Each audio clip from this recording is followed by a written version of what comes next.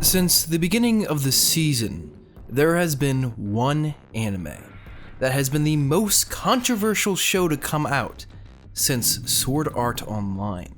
From videos hating on it to videos praising it, it's time I finally gave my true and completely unbiased opinion on Zombieland Saga. Pretty much the same thing from what I said 2 weeks ago. I still like it a lot. Goblin Slayer is another anime you may have heard about, just like a little, maybe a tweet or two every now and then. Speaking of which, if you have a Twitter, you should totally follow me. Shameless plug. No, since this show originally aired, it has gotten both a ton of praise and also a ton of backlash. Even going as far as having Crunchyroll give out a warning at the beginning of each episode, explaining that this show does have graphic content. So if you hadn't followed the controversy, I guess I can give you a quick heads up. Basically, in the first episode, the show prominently features rape, which is something that is occasionally explored in anime, but very rarely is it a subject matter that occurs in the first episode as a rapid tonal shift mechanism. So yeah.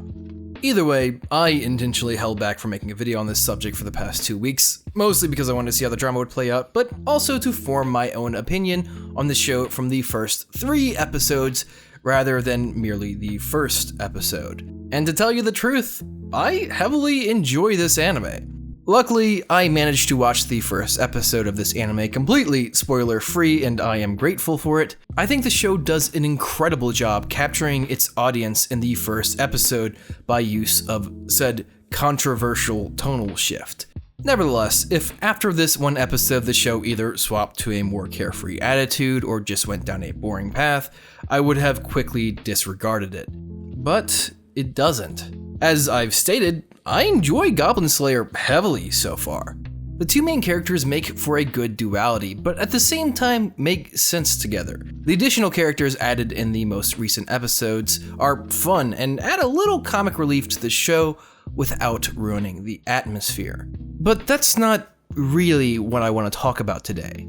Today, I want to talk about the show's heavy tonal shift and how they use it both as a hook and to improve its own narrative. But first, I want to talk about another anime that uses a similar tonal shift, Charlotte. Spoilers ahead. About midway through the series of this anime, the main character's sister gets killed out of nowhere, which is pretty insane. The show takes an incredibly dark dive, which was ambitious considering just how far into the series this event occurs. But unfortunately, this is a prime example of this technique gone wrong. An entire episode is dedicated to this dark shift, which is definitely very powerful. But within the next 2 episodes, the show becomes happy and upbeat again, only to fall back into a dark and dreary mess in the last episode of the anime.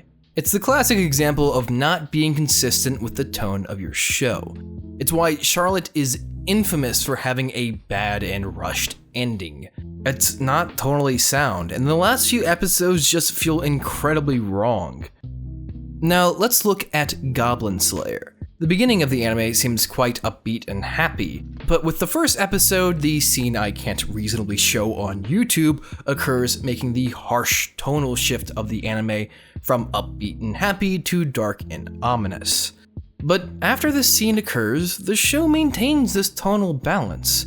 It doesn't ever really get this dark again, but the following 2 episodes don't lose sight of what the show is really about. That these harsh and horrible goblins need to be exterminated, despite it not being an honorable job. I think what's most impressive about Goblin Slayer is despite its dark atmosphere, it never feels cheesy. Even at the beginning of the tonal shift in Charlotte, before they lose control of it, some of the scenes feel, well, a little ridiculous. They make Goblin Slayer seem more real by having moments of comedy, but never to undercut the actual tone of this anime. For instance, the characters crack jokes before ever entering the tomb, but once they're all inside, the joking stops, and the show makes sure to take itself seriously. Goblin Slayer is always maintaining its atmosphere. It never feels like I'm watching a different anime, and the horrible events that occurred in episode 1 definitely feel like something that's still incredibly relevant to the anime currently, and that's important. Another note I want to quickly touch on is that art is made to evoke emotions from others, not particularly good ones. I've enjoyed this show so far because it evokes a lot of emotions in me. And from what I've seen on Twitter, I doubt I'm the only one. I don't watch horror animes for the happy endings. I watch them because they scare me. Goblin Slayer is no different. It's dark and depressing with glimmers of happiness, and it's extremely good at making those emotions felt. And that's something I don't think many people have properly praised this anime for. By the way, if you like Goblin Slayer, I highly recommend Haitu Ginsu no Grimgar.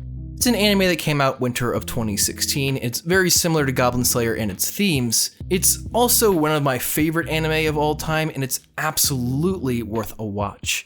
And that's why, despite possibly the popular opinion, I'm not gonna be honest, I don't even know, I think Goblin Slayer is fantastic.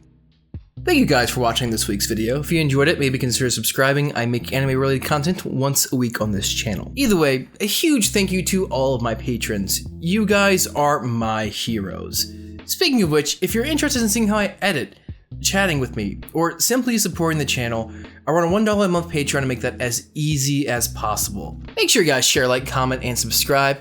This is Manime Matt. Make sure you guys say, man, go watch that goddamned anime.